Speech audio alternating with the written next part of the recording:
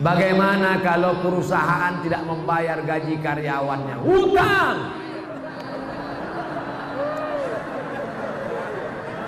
Kalau aku berutang pada satu orang saudaraku, nanti ku cari engkau di padang mahsyar, insya Allah jumpa kita. Tapi kalau yang aku berutang kepada karyawan 1000 orang, wahai perusahaan-perusahaan, kau bayarlah sekarang, daripada kau cari mereka di akhirat nanti.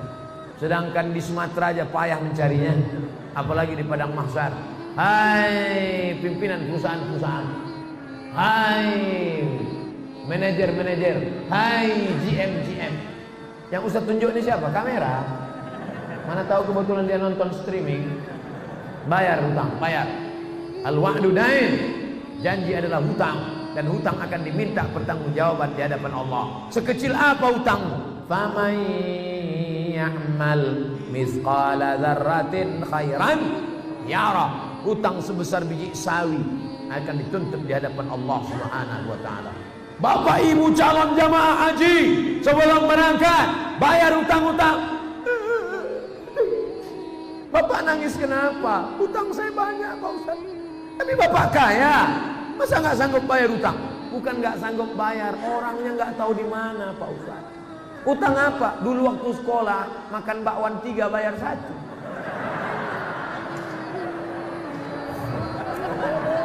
Waspadalah.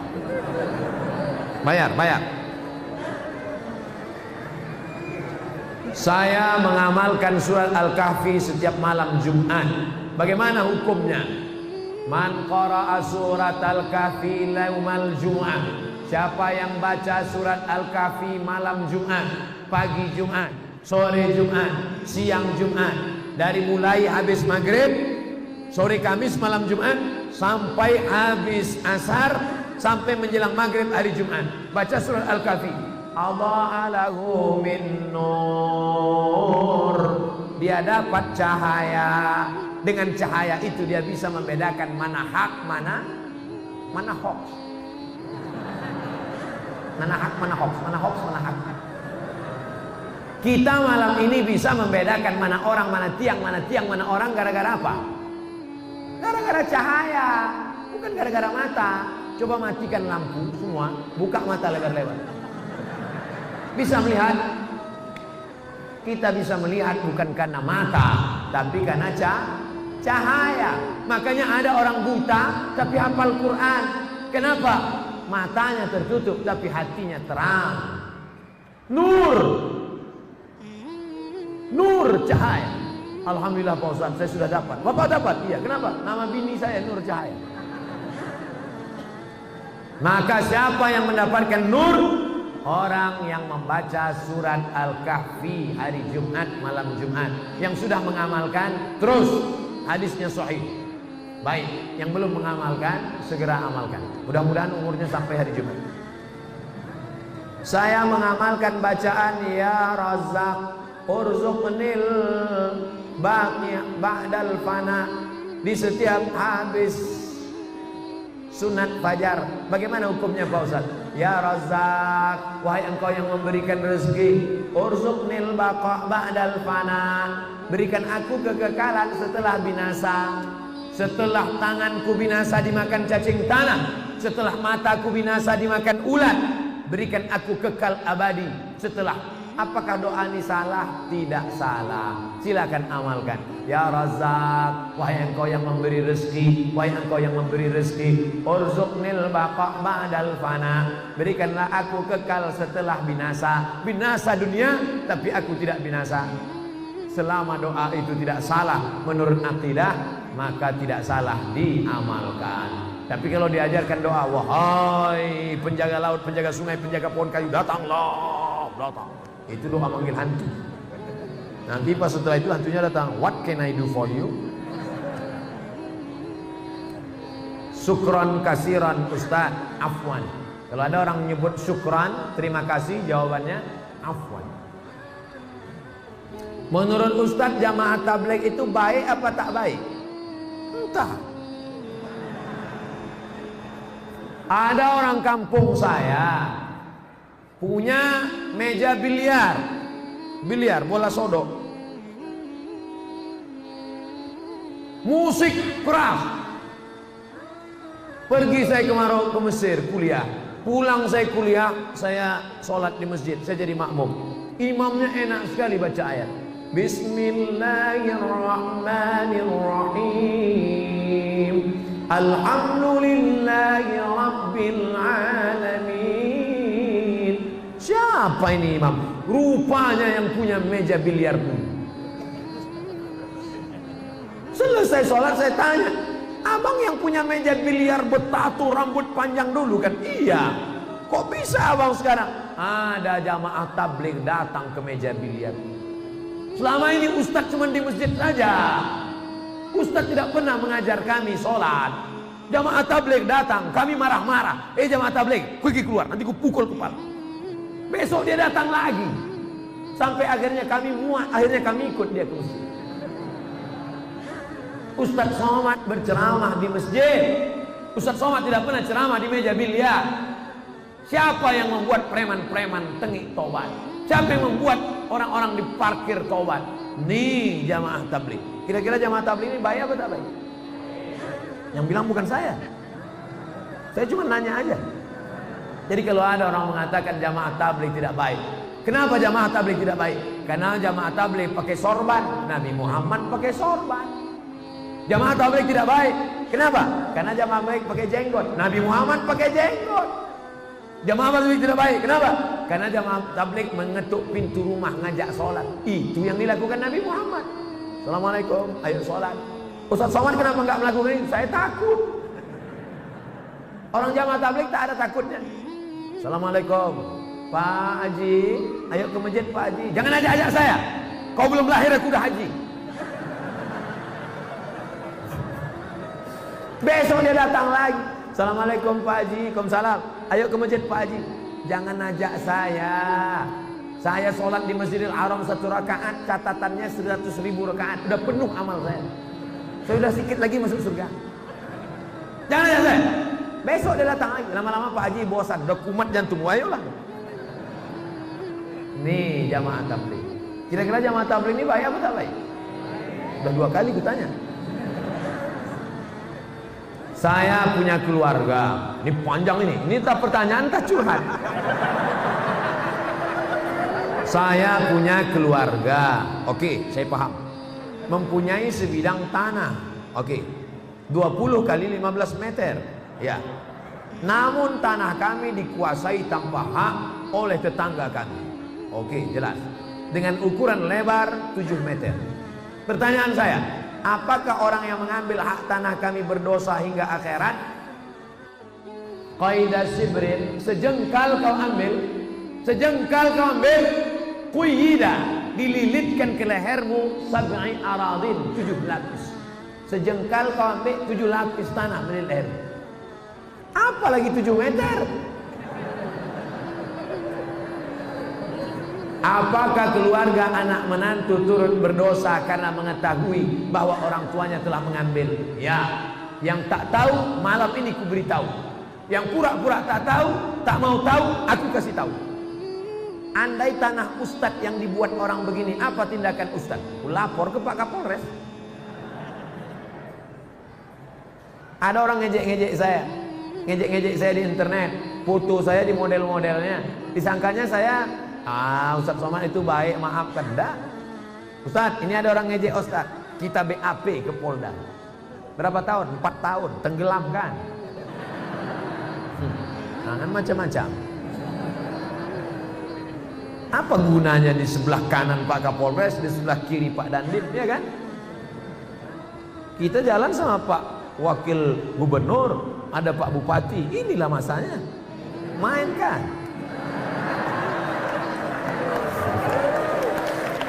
Ustaz, bagaimana hukumnya baca doa tahlil dengan perantara membakar kemenyan? Di Mesir, pagi-pagi itu ada satu petugas yang bakar menyan di seluruh toko-toko. Di toko keliling bakar menyan. Keliling. Saya waktu pertama sampai di Mesir, wah, nampaknya orang Mesir manggil setan juga.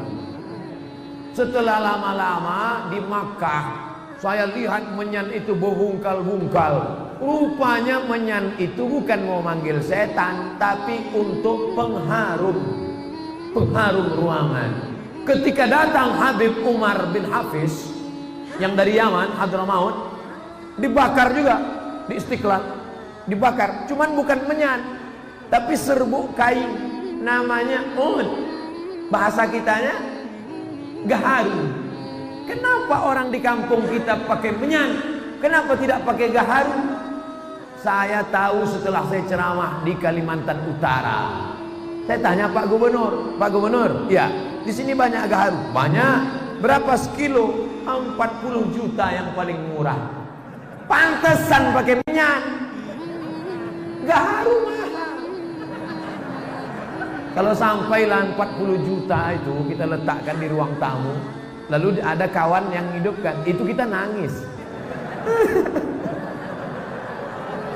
Kenapa? Nggak tahan asapnya, nggak tahan. 40 juta bro.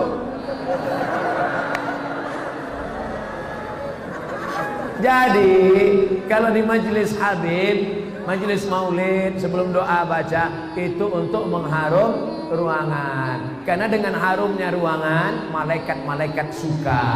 Tapi kalau di ruangan itu bau busuk, man akala basolan, siapa yang makan bawang merah, makan bawang putih, malaikat tidak mau masuk. Kenapa? Malaikat tak tahan mencium. Malaikat, apalagi jengkol sama petai. Tapi kalau gosok gigi dulu boleh.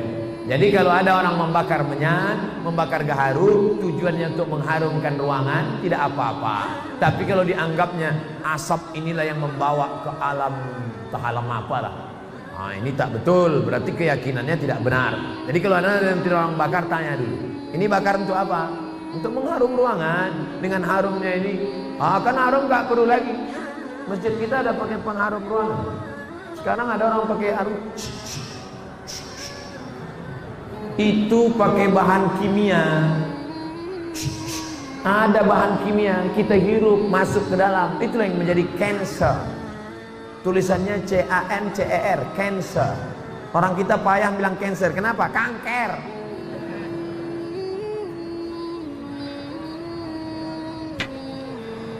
Bagaimana mengajar suami untuk selalu ke tempat majelis, sementara beliau seorang mu'allaf. Doa pun kami sebagai istri sudah mendoakan Pak Ustadz. Ini kekeliruan sebagian istri-istri. Hai istri-istri, kalian banyak keliru menghadapi suami. Setelah kalian ngaji, lalu setelah itu kalian pulang ke rumah, suami kalian ceramah. Hai suami, sini sebentar. Assalamualaikum warahmatullahi wabarakatuh. Hai suami, kan begitu caranya. Bahannya dari mulut ibu, tapi pakai lidah wali. Perempuan punya wali 6. Abang, wali perempuan ada 6. Ayah, kakek, abang, adik, abang ayah, adik ayah. 6 wali kalian bu. Lapor ke wali, nanti wali yang menasehati dia. Menantuku, adik iparku, sini sebentar. Begitu. Makanya laki-laki mesti ngerti. Nanti kalau abang ipar kalian menasehati, itu bukan dia intervensi. Jangan kamu ngomong, Pak, ini keluarga kami, jangan intervensi kami. Nah, ini nggak ngerti keluarga. Ibu tetap berdoa, kami juga nanti di akhir majelis tetap mendoakan. Mudah-mudahan suami-suami ibu menjadi suami-suami yang baik-baik semua. Ahlan wa sahlan Ustadz di kota Pala, Fakfak. Semoga Allah senantiasa memberikan kesehatan dan keselamatan. Amin. Bagaimana hukumnya orang tua menolak pinangan laki-laki disebabkan karena keturunannya, padahal laki-laki tersebut baik agamanya? Hai para jomblo-jomblo, tenang, Allah bersama kalian. Takbir. Kuat takbir jomblo. Hai bapak-bapak, hai ibu-ibu yang punya anak gadis, dengar baik-baik. Idza ja'akum man tardawna dinahu, kalau datang kepadamu laki-laki baik agamanya, wa khuluquhu, baik akhlaknya, baik agamanya, baik akhlaknya. Dua saja. Jangan kau cari macam-macam. Dua saja. Baik agamanya, baik akhlaknya. Fazawwijuhu, nikahkan dia dengan anak gadismu, nikahkan dia dengan adikmu, nikahkan dia dengan cucumu. Illa taf'alu, kalau itu tidak kau lakukan, takun fitnatun fil ardi wa fasadun arid, akan terjadi fitnah yang besar. Kalau mahar mahal, maka zina murah. Maka kalau datang nanti anak lajang ini meminang anak gadismu, meminang adikmu, meminang cucumu, baik agamanya, baik akhlaknya, nikahkan. Siap? Yang bilang siap itu yang punya anak gadis, bukan yang mau minang.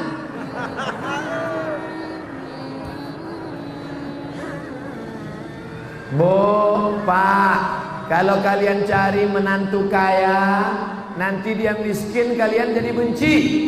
Kalau kalian cari menantu ganteng, nanti ketika dia keriput, kalian benci. Carilah menantu yang taat kepada Allah, yang akidahnya baik. Jangan kau lihat warna kulitnya.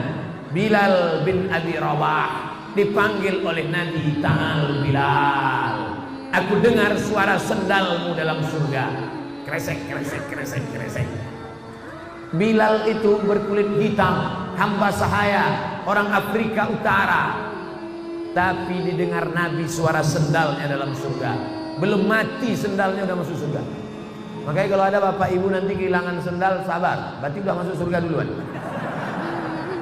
Jangan-jangan sendal saya pula hilang duluan. Jangan kau lihat lagi isu. Ini masih banyak orang tidak mau menerima hanya gara-gara suku la ilaha illallah. Saya sebagai orang Jawa enggak mau kalau anak gadis saya nikah sama orang Batak. Kenapa, Pak? Derajat terlalu jatuh. Masa dari emas jadi tulang? Ini orang. Kalau orang kerja di bank konvensional, gajinya riba atau tidak riba, Pak Ustaz?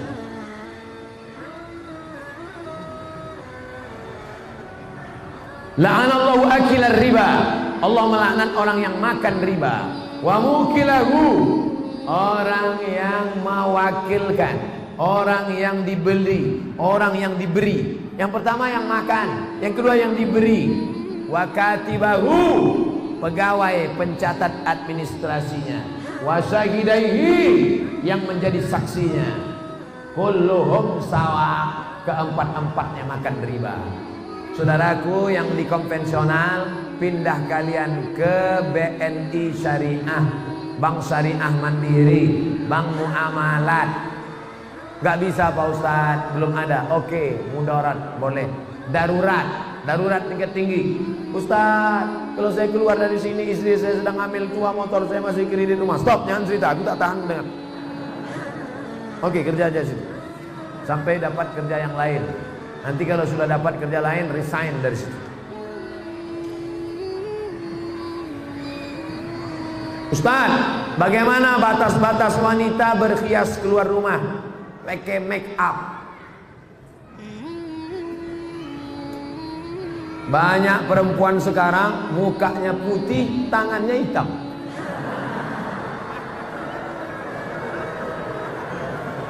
Kau cantik bukan karena bedakmu, kau cantik bukan karena sedomu, kau cantik bukan karena bulu mata alismu, tapi kau cantik karena bekas wudhu tahajudmu, kau cantik karena bekas cahaya baca Quranmu. Itulah yang disebut dengan inner beauty, kecantikan dari dalam. Ini perempuan banyak bersolek-solek. Sudah tahu AC mati panas dipakai bedak, luntur, alis ini cukur, pakai whiteboard. Oh gitu panas meleleh. Panas ya, iya, orang senyum semua. Senyum, apa tak senyum, nengok tuyul. Pulang ke rumah mati lampu. Assalamualaikum. Assalamualaikum bang. Istri buka pintu. Allahu qayyum la ta'khudhuhu sinatun wa la nawm lahu ma fis samawati. Ini hantu kok nggak pergi. Ini istrimu bang. Jangan bersolek-solek jahiliyah. Ustaz, saya ini mukanya pucat. Muka saya pucat Pak Ustaz. Nanti kalau saya nggak pakai bedak, orang nyangka saya sundel bolong. Pakai natural, sekedar warna kulit boleh. Pakai minyak wangi menghilangkan bau ketiak, bau bawang boleh. Tapi kalau sampai bau parfum dipakai di luar, imam hilang konsentrasi. Wala na'budu ma'abattum wala antum 'abiduna wala na'budu ma'abattum. Sampai hilang lakum dinukum waliyani. Yang biasa, sekedar menghilangkan bau ketiak, boleh. Itu namanya natural. Bagaimana konsep pendidikan anak dalam Islam? Sejak dalam kandungan hingga jadi anak soleh, hafiz Quran 30 juz. Ada orang mengatakan mendidik anak itu sejak SD. Sejak SD baru bisa dididik. Ada lagi yang mengatakan mendidik anak sejak pandai berjalan. Tapi yang paling tua pendapat, mendidik anak adalah sejak mencarikan ibunya. Aminah ibunya, maka lahirlah anaknya Al-Amin. Al-Amin akan lahir dari Aminah. Tapi jangan gara-gara ini nanti bapak pulang ngomong sama istrinya, gara-gara kau tidak Aminah, maka anak kita tidak Al-Amin. Yang kalian yang lajang-lajang, yang belum menikah, mudah-mudahan ditemukan dengan Aminah. Yang ngomong amin yang belum nikah. Ini anak udah 2, amin. Gak tahu dia istrinya nengok dari atas. Awas. Bapak Ibu yang dimuliakan Allah, cari istri solehah. Dia nanti akan mendidik anak-anak kita. Kita pergi pagi, pulang petang, peraslingan, banting tulang. Kita pergi pagi, anak belum bangun tidur. Kita pulang malam, anak sudah tidur. Kita jarang pulang, nama Toyib. Siapa yang mendidik anak-anak kita? Nih mereka. Didik istri soleha. Istri soleha saat mengandung anak dibacakannya Al-Quran. Bismillahirrahmanirrahim. Amma yatasaalun 'anil naba'il 'azim alladzi hum fihi mukhtalifun kalla saya'lamun. Masya Allah, 3 kali ganti. Macam penerbangan juga.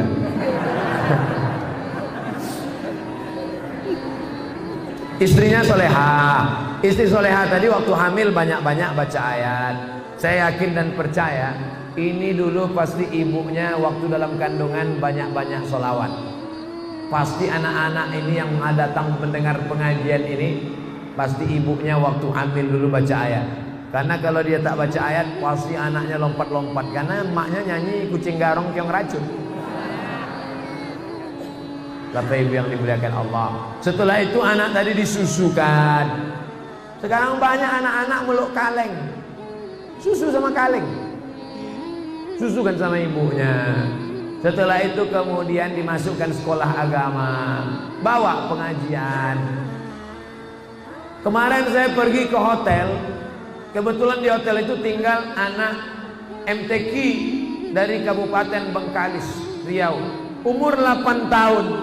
Hafal Quran 30 juz. 8 tahun. Cari di internet.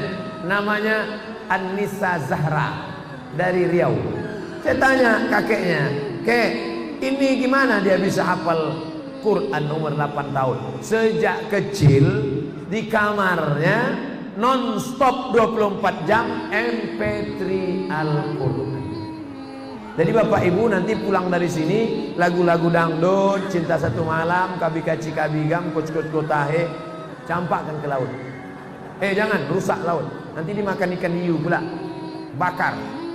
Alhamdulillah Pak Ustaz, semua CD-CD lagu dangdut udah saya sodakohkan. Jangan, mengalir dosanya. Balik dari sini lagu-lagu dangdut bakar. robah dengan MP3 Al-Quran. Bagaimana jika niat pakai cadar tapi dilarang orang tua karena takut lulus kuliah tak dapat kerja? Yang nyuruh pakai cadar itu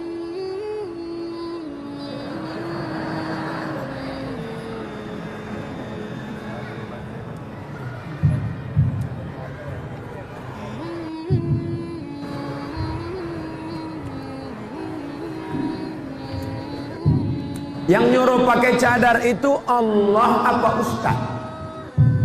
Saya ulang sekali lagi. Yang nyuruh pakai cadar itu Allah apa ustaz? Allah. Yang ngasih rezeki itu Allah apa ustaz? Allah. Kenapa takut pada kerja? Padahal yang ngasih rezeki Allah, yang nyuruh pakai cadar Allah. Ikhtilaf antara wajib tak wajib, saya tak mempermasalahkan. Yang sudah pakai cadar bagus, itulah akidah. Mana akidah kita? Ibu-ibu jangan takut. Kau jangan pakai jilbab, nanti nggak laku. Kau jangan pakai cadar, nanti nggak kerja. Di mana letak iman kita? Di mana letak keyakinan kita? Bukan satu pintu rezeki yang diberikan Allah. Ibu-ibu yang punya anak gadis, mau dia pakai cadar, alhamdulillah. Jangan takut rezeki. Ya Razzaq, wahai engkau maha pemberi rezeki. Wa ma min dabbatin fil ardh, tidak ada satu binatang yang melata di atas muka bumi melainkan Allah yang memberikan rezekinya. Cicak itu melata, tak bisa dia ke darat. Cicak di dinding-dinding, tapi makanannya luar biasa. Cicak itu makanannya bukan tanggung-tanggung, helikopter dia makan. Allah menjamin rezeki. Kenapa takut? Bagaimana hukumnya kita mendoakan orang tua yang sudah meninggal dunia, tapi kita berbeda keyakinan? Apakah adanya diijabah atau tidak? Yang berbeda agama ada dua doa. Doa ketika masih hidup, Allahumma hdi qaumi fa innahum la ya'lamun. Berikan hidayah kepada bapakku, berikan hidayah kepada ibuku, berikan hidayah kepada kakekku. Doa itu dia panjatkan Nabi untuk umatnya. Adapun yang sudah meninggal dunia, serahkan dia kepada Allah. Ayahku ini hambamu, kakekku ini hambamu, ibuku ini hambamu, maka kuserahkan dia kepada engkau ya Allah. Itu doa Nabi Isa. In tu'adzibhum fa innahum ibaduk. Kalau kau azab, maka mereka itu hambamu ya Allah. Kalau kau ampunkan, mereka itu hambamu ya Allah. Kalau kau azab, mereka itu juga hambamu ya Allah. Itu yang bisa kita ucapkan. Serahkan kepada Allah Subhanahu wa ta'ala. Kata yang sering belajar, kita yang sering belajar dari ceramah tausiah di YouTube disebut madrasah YouTubiah. Apakah sering menonton dan mendalami ceramah? Akhi, sanad kita mengikuti sanad, akhi, mengikuti sanad. Apakah kalau kita mengambil ilmu dari YouTube, dari Google, itu bisa dianggap punya ilmu yang benar? Ya. Yang paling tinggi kualitasnya namanya sama. Sama itu artinya mendengar langsung. Saya mendengar hadis ini dari Syekh Mahmud Abu Hashim. Syekh Mahmud Hashim mendengar hadis ini dari Sayyid Muhammad. Sayyid Muhammad mendengar hadis dari Sayyid Alawi. Sayyid Alawi mendengar hadis dari Sayyid Abbas Al-Hasani Al-Maliki. Sampai sanadnya kepada sahabat Nabi namanya Abdullah bin Amr bin As. Abdullah bin Amr bin As dari Nabi Muhammad sallallahu alaihi wasallam. Itu namanya sama, namanya sama. Bagaimana kalau kami dari buku Pak Ustaz? Buka buku, ambil hadis, namanya wijadah. Wijadah namanya. Tetap diakui, cuman kualitasnya bawah. Begitu juga dengan mendengar tidak langsung dari tape recorder, dari MP3, maka itu bisa juga. Yang penting ustadznya ada. Ada ustadznya di alam nyata. Bapak Ibu yang selama ini mendengar saya di YouTube, kira-kira Ustaz Somad itu ada tak di alam nyata? Inilah makanya malam ini dia datang mau nengok. Ada rupanya. Jadi yang penting ustadznya ada. Bapak Ibu belajar dari Habib Rizik Syihab. Habib Rizik itu ada atau tak ada? Ada. Maka boleh belajar dari Ustadz Adi Hidayat. Ustadz Adi Hidayat ada. Yang tak boleh itu dari Ustadz Upin Ipin. Itu tak ada. Selama orangnya ada, kajinya benar, akidahnya Ahlussunnah wal Jamaah, maka boleh, tak masalah. Ajaztum jami'a marwiyati wa muallafati wa muhadarati. Saya ijazahkan semua MP3, semua video YouTube, semua buku-buku, 37 masalah populer, 99 tanya jawab salat, 30 fatwa seputar Ramadan. Saya ijazahkan semua riwayat-riwayat ilmu yang saya sampaikan kepada ini, semua yang hadir di majelis Masjid Agung malam ini. Jawabnya qabiltu, aku terima. Saya pernah melihat orang mau dikubur, sebelum ditutup kuburannya diazankan. Allahu Akbar, Allahu Akbar. Jenazah mau masuk. Apa dalilnya? Qiyas. Quran, hadis, ijma', qiyas. Tak ada ayat Quran, hai orang beriman kalau mati azankanlah. Tak ada. Tak ada hadis Nabi, hai orang beriman kalau mati azankanlah. Tak ada. Tak ada ijma' ulama. Tapi qiyas ada.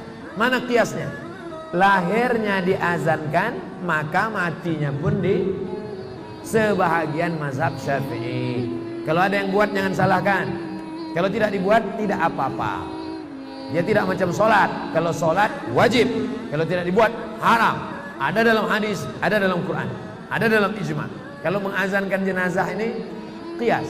Sebagian mazhab mau dibuat silakan, tidak dibuat tidak ada apa-apa. Jangan berkelahi gara-gara ini. Orang tua saya beliau taat beribadah. Namun di samping itu dia punya ilmu-ilmu yang dapat dari nenek kami. Katanya nenek kami bisa mengetahui masa depan. Sering didatangi meminta keberuntungan. Cara mendapatkan ilmu itu dengan bawa pengorbanan uang dan ayam. Ayam goreng apa ayam hidup? Dengan mengamalkan ilmu itu terbebas dari bahaya. Dan yang anehnya Ustadz, perantara berdoa yaitu makhluk yang disebut amin. Apakah ilmu? Ini ilmu nenek moyang zaman dulu biasanya berteman dengan jin. Dulu jin itu berteman dengan nenek kita. Setelah nenek kita meninggal, dia datang ke bapak kita. Setelah bapak kita meninggal, dia mau datang ke saya. Ketika kita sedang berzikir, tiba-tiba dia datang. Hai Abdul Somad, aku adalah kawan nenekmu dulu. Apakah boleh kita berteman? Tidak. Temanku sudah banyak di fak-fak. Jangan berteman dengan jin. Buka surat Al-Jin juz 29. Fariqum minal insi, ada sebagian manusia ya'uduna birijalin minal jinni, mereka minta kepada jin, fazaduhum rahaqa, maka rusak akidah mereka. Akidah. Jangan berteman dengan jin. Putuskan hubungan dengan jin. Kertas terakhir. Bapak Ustadz yang kami hormati, sesuai sabda Rasulullah. Rasulullah bersabda, barang siapa sholat atas jenazah sampai 3 shaf, maka si mayit masuk surga. Imam Tirmizi. Yang dipertanyakan, jika seorang dalam hidupnya setiap hari kegiatan rutinnya mabuk, judi, mencuri, merampok, dan selalu buat onar sehari-hari, lalu kemudian dibuat 3 shaf, apakah dia masuk surga? Dia masuk surga. Hadis yang lain lebih ringan daripada ini. Man qala la ilaha illallah dakhalal jannah. Siapa yang mengucapkan la ilaha illallah Muhammad Rasulullah masuk surga. Cuman masuknya kapan? Dia berjudi, dia obok-obok dulu di neraka. Dia berzina, dia obok-obok dulu di neraka. Nanti ujung-ujungnya masuk surga. Hadis model seperti ini namanya hadis targhib wa tarhib, memberi motivasi supaya kita rajin melaksanakan sholat jenazah, supaya rajin la ilaha illallah.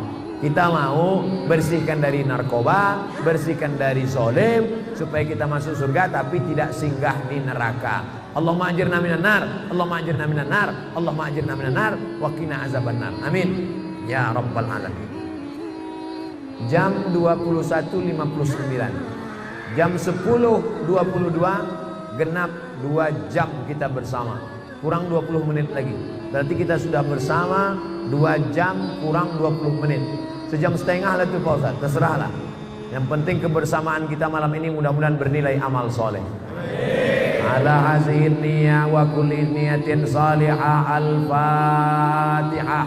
A'udzu billahi minasyaitonir rajim. Bismillahirrahmanirrahim. Alhamdulillahirabbil alamin. Arrahmanir rahim. Maliki yaumiddin. Iyyaka na'budu wa iyyaka nasta'in. Ihdinas siratal mustaqim. Siratal ladzina an'amta 'alaihim ghairil maghdubi 'alaihim waladdallin. Amin.